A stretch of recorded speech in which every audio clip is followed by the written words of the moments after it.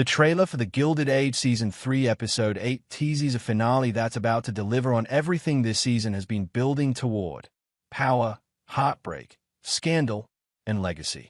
The drama has escalated to a level we haven't seen before, and the trailer doesn't hold back when it comes to hinting at just how deeply the characters will be shaken. After the explosive moment where George Russell was shot, the fallout begins immediately. The trailer picks up with Bertha in a panic, pleading, "Is he breathing? Please tell me he's breathing." And that moment alone tells us we're about to witness a rare moment of vulnerability from someone who spent most of this show being ruthlessly composed. George being carried down the stairs while Mr. Church steps out hints at a situation spiraling out of control, and it opens the door to two distinct possibilities. If George survives, there's a chance for a profound family reckoning. Bertha may finally understand that the people around her aren't just pawns in her climb up the social ladder. They're her family. And maybe George, after staring death in the face, begins to see the cracks in his ambitions and reconnects with the people who matter. But if George doesn't make it, that changes everything. We've seen Larry slowly stepping into a more prominent role, especially after being praised for saving the day in the business world. That wasn't just a throwaway compliment. It was foreshadowing. If George dies, Larry might have to step into that role permanently, taking on a weight he wasn't expecting to bear so soon. It could be the writer's way of crafting a poetic but tragic twist on the real-life story of William K. Vanderbilt and Alva Belmont, whose marriage ended in divorce. The show could be leaning toward heartbreak rather than separation, choosing to end that marriage with a gunshot instead of a signature on a divorce paper. Dorothy confronting Mrs. Kirkland was another major highlight of the trailer. Her line, "You can see everyone else's flaws, but not your own," wasn't just a moment of standing up for Peggy. It was a full-out declaration of what this season has been about: the hypocrisy of high society. Mrs. Kirkland's disdain for Peggy has always reeked of outdated prejudice, and Dorothy calling her out is long overdue. But Dr. Kirkland's reaction? Disappointing. He's still struggling to grow a backbone. When Peggy finally tells him the truth about her past, about her lost child and previous marriage, he's visibly wounded, but his silence is louder than any accusation. That cold stare he gives her, that's the moment we realize he might not have what it takes to be with someone like Peggy, who's fought hard for every inch of her freedom and dignity.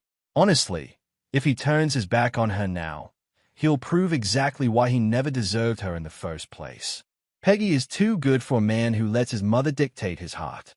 Meanwhile, Agnes tells Marian to go admit she was wrong to Larry. That's a huge step, and it shows Marian is finally ready to eat a little humble pie. But will Larry even care? With his father potentially dying, Marian's drama may not be the top priority. Still, we see her say, "I'd do anything for you," to Larry. So clearly, she's going to try. There's a shot of Larry at the stairs, probably right before or after seeing George in critical condition. That's a pivotal moment for him. Will he forgive Marian, or is he about to spiral into grief? There's also a great injection of humor, with Oscar teasing Agnes by asking if she admits when she's wrong and her replying, "I don't need to. I'm never wrong." Even with everything falling apart, the Gilded Age never forgets to let its characters sparkle with wit. Now, let's talk about the Newport Ball. This is Bertha's ultimate play for dominance. The Duke is present. Gladys is back. And over it all, we hear Mrs. Astia say, "We cannot allow the scourge of divorce to infect the social circles." That's not just a random line. It's a direct threat. Bertha responds with, "Do you want them to live in exile forever?" And we see Aurora and Mrs. Astia's daughter shocked by her audacity.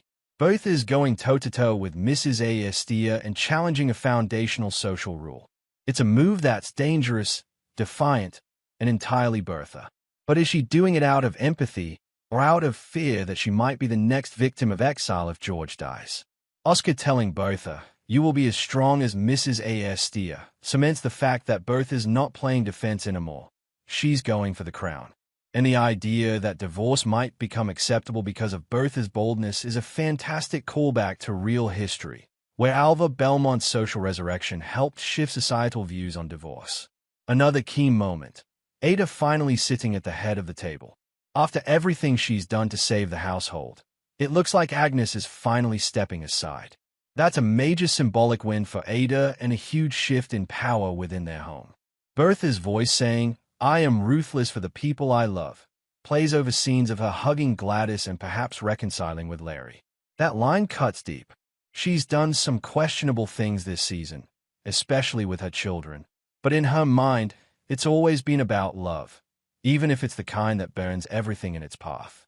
As for Jack, we catch a quick glimpse of him in his new home, looking surprised at a visitor. Someone from his past, perhaps. Maybe a long-lost family member, or someone who saw the newspaper coverage about his inheritance. It's a subtle tease, but it could lead to a meaningful subplot. And finally, George. There's a quick shot of him lying in bed, possibly recovering. That one image leaves us with hope, but nothing's guaranteed, as Larry says.